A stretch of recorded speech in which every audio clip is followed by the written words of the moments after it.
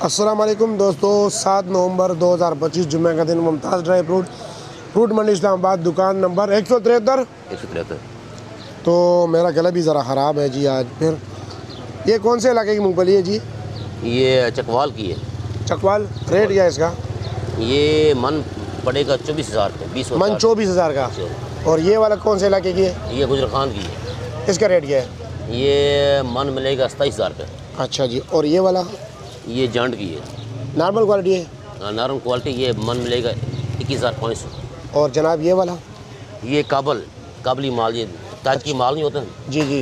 ये 22,000 रुपये। बहुत मीठा माल है, जायकेदार। अच्छा, 22,000 रुपया। हाँ, और इसका रेट क्या है? इसका और उसका जंड का एक ही रेट है। अच्छा, दोनों का एक ही रेट है। और ये तलागंग की है, इसका रेट है 22,200 रुपये। 22,200 रुपया। तो ये भी वही चकवाल वाली। इसका रेट क्या है? इसका रेट है 24,000। 24,000 रुपया।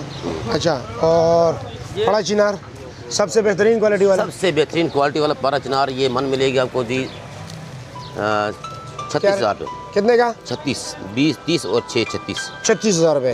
अच्छा जी, ठीक हो गया। और किलो क्या रेट दे रहे हो? किलो हम 1,000 रुपये बेचते हैं। 1,000 रुपये। अच्छा, 900। ठीक है, शुक्रिया आपका।